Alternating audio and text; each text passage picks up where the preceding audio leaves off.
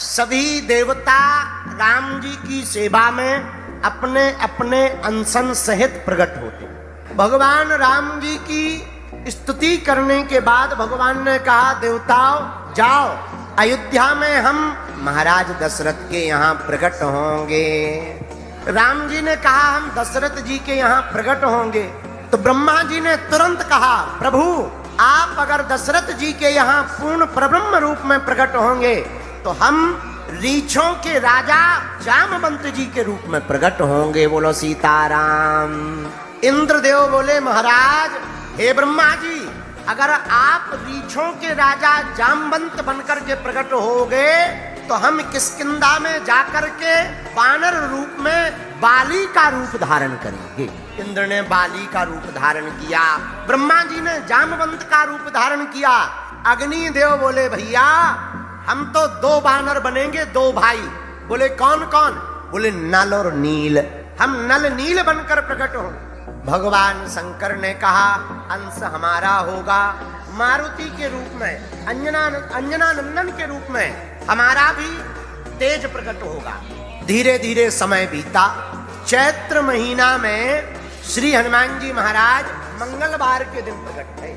जब माता अंजना ने खूब भगवान का तप किया, ध्यान किया, हे भगवान भूत भावन महादेव, आप हमारे घर पर विराजमान हो रहे हो, पुत्र के रूप में आ रहे हो, हम कितने भाग्यशाली हैं कि आपके रूप में ही हमारा पुत्र आएगा, हमारी प्रसन्नता का क्या कहना।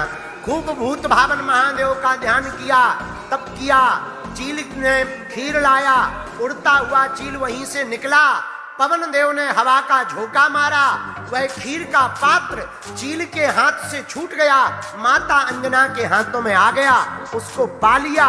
उसी के रूप में श्री हनुमान जी महाराज चैत्र के महीने में मंगलवार के दिन जगत का कल्याण करने के लिए, राम जी की सेवा करने के लिए, भूत पिशाचों को मारने के लिए, भक्तों के रोग और संकट को मिटाने के लिए, पीड़ा को हरने के लिए, संकटों को मिटाने के लिए संकट मोचन वीर बजरंग बली प्रकट हो गए। श्री हनुमान जी प्रकट भय।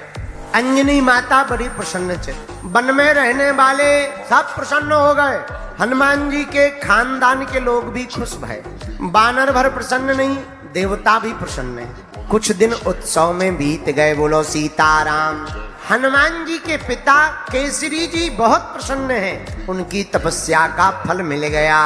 एक दिन केसरी जी हनुमान जी के पिता बाहर गए थे, माता ने हनुमान जी को श्रृंगार कराकर पलने में पौड़ा दिया, और जैसे ही पलने में लिटाया और माता कुछ काम में व्यस्त हो गई, उसी समय हनुमान जी को भूख लग आई। भूख लगी तो हनुमान जी बड़े ही बचपन से ही चंचल, उसी समय सूर्य भगवान को देखा।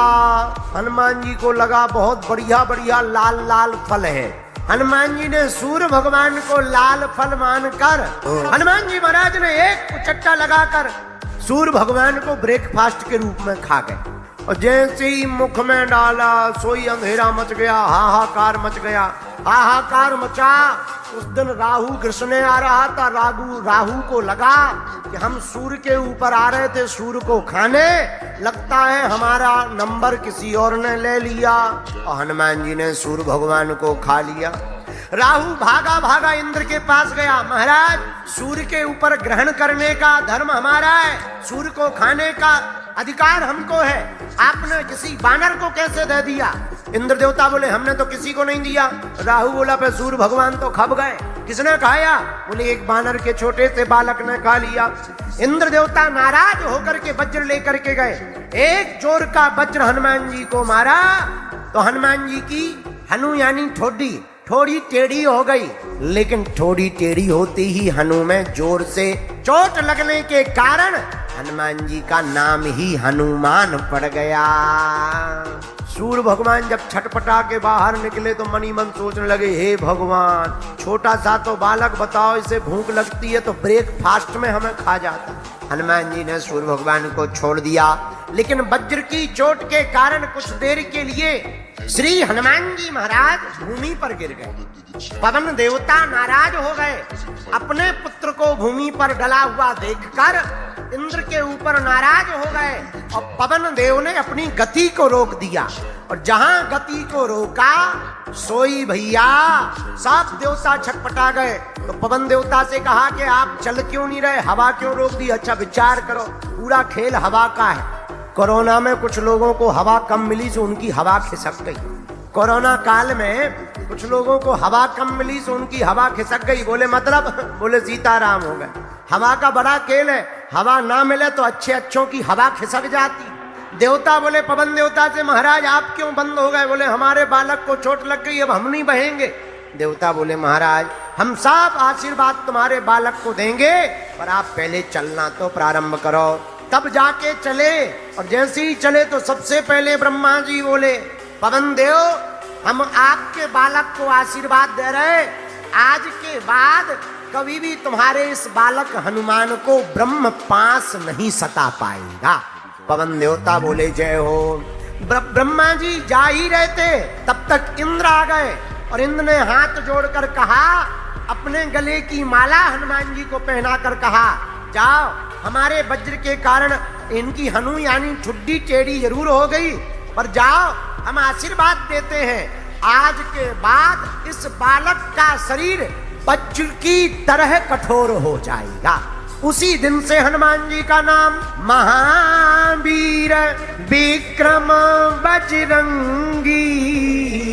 बजरंगी मतलब वज्रांग की तरह देह, वज्र की तरह जिसका शरीर हो उसे बजरंगी कहते हैं। बोलो सीताराम। जिसका शरीर वज्र की तरह कठोर हो उसे बजरंगी कहते। और हनुमान जी के नाम में महावीर, हनुमान जी वीर नहीं है, क्या है? अच्छा महावीर का मतलब क्या होता? रामायण में 3 लोग हैं, राम लक्ष्मण और हनुमान। विशेष 2 लोगों के नाम में वीर लगा, लेकिन हमने लक्ष्मण जी के लिए भी सोचा। लक्ष्मण जी हैं वीर, क्यों? कभी युद्ध से पीछे नहीं हुए। जो कभी युद्ध से पीछे ना हो वो वीर कहलाता है, लेकिन जो कभी युद्ध हारे ना वो रघुवीर कहलाता है। जो युद्ध में पीछे ना हो वो वीर कहलाते हैं, जो युद्ध में कभी हार को प्राप्त ना करें वो रघुवीर कहलाते हैं, जो युद्ध को ही पूरा पलट डालें उन्हीं को महावीर कहलाते हैं, उन्हीं को महावीर कहा जाता है। इंद्र देवता जैसे ही गए तब तक सूर्य भगवान आ गए। सूर्य भगवान आए, बोले हम तो इनसे बहुत डरते हैं। बोले क्यों? बोले बताओ, जब ये हमें ब्रेकफास्ट में खा गए, बड़ी आफत है। ऐसी भूख थोड़ी किसी को लगती है कि सूर्य को ही ब्रेकफास्ट में खा जाए, पर कोई बात नहीं, हम भी आशीर्वाद दे रहे। बोले क्या? जाओ हमारा आशीर्वाद है कि यह बालक बड़े होकर के, हमारा नाम है सूर्यदेव, हम है भास्कर, ज्ञान के देवता। हे पवन जाओ, आज के बाद यह बालक तुम्हारा इतना ज्ञानवान होगा कि इसके ज्ञान का कोई सामना नहीं कर पाएगा।